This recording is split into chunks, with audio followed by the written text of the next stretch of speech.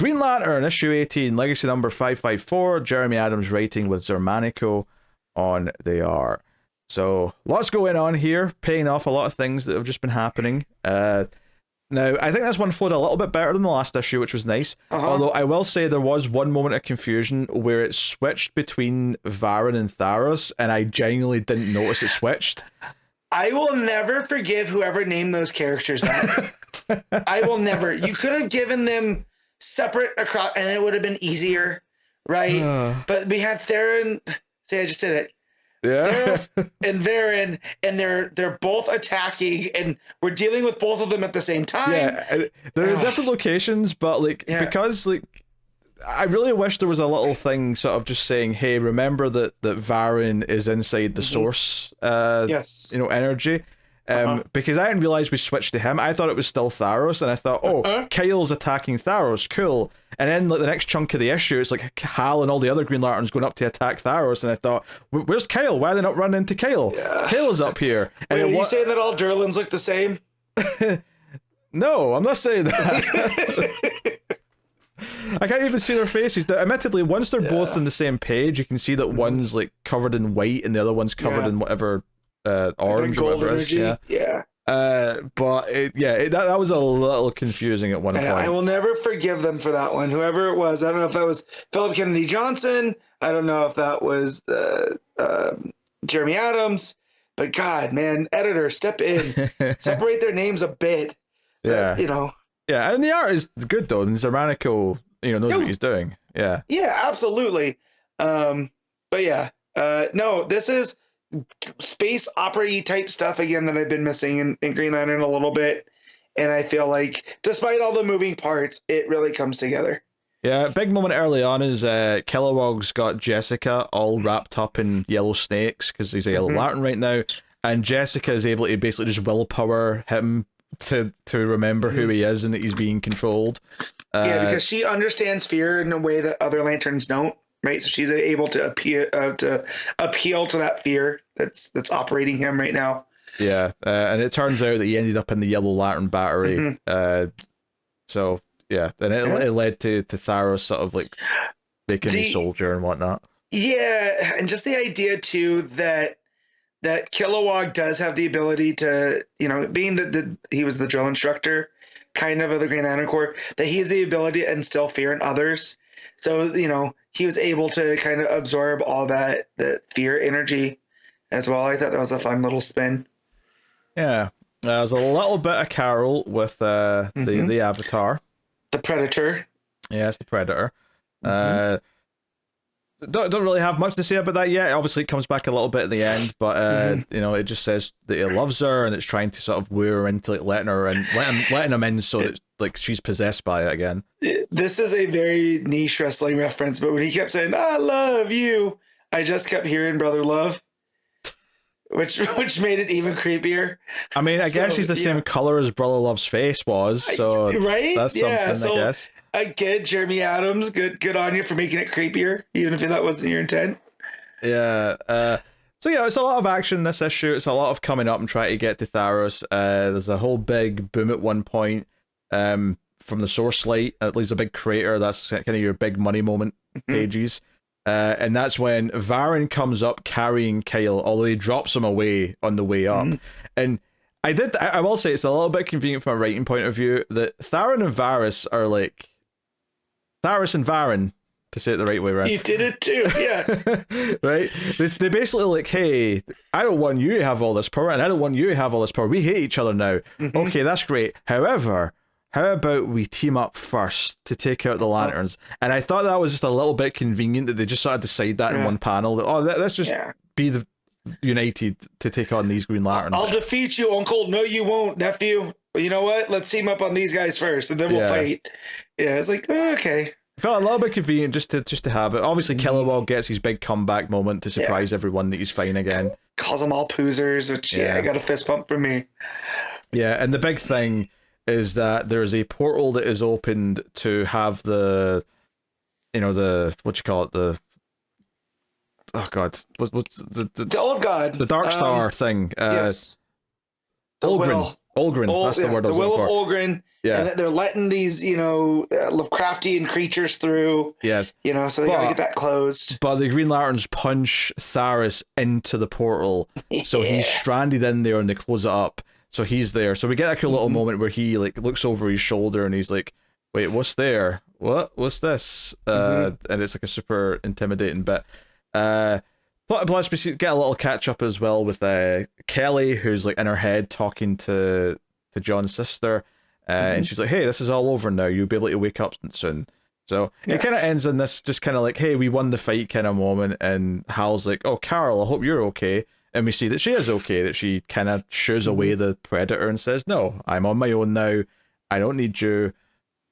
Like, hey, I'm not giving in to you," and that's it. So all that stuff wraps up, and the little epilogue, which kind of sets up the next bit of the story here, is that the Grey Lantern, Entropy, or whatever we're calling him.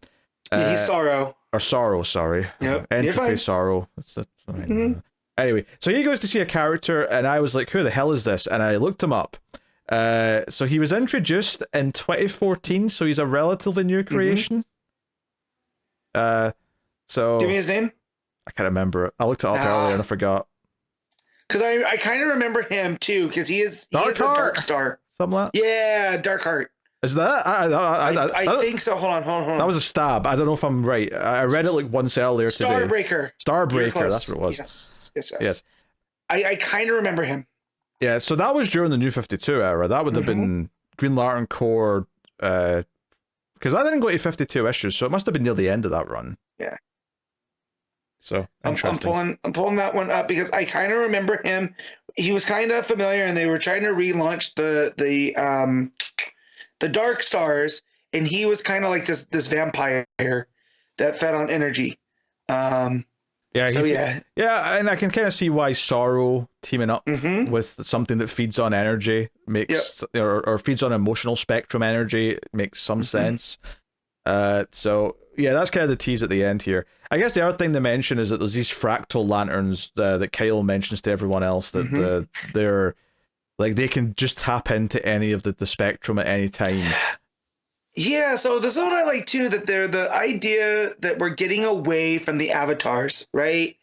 Is that, Carol deals with the Predator, doesn't need it because that's not what the Power of Love's all about, right? It's Jeremy Adams taking those concepts that John's introduced and was like, yeah, but what if we turn it back into an actual emotional type tie? And that because of Kelly's experimentations with being Teen Lantern, right, you can kind of have these lanterns like Kyle, these fractal lanterns that can experience multiple kind of shift in between them. Because that's kind of, Hal was always able to do that too, right? Like he had the yellow energy, because he was parallax and whatnot.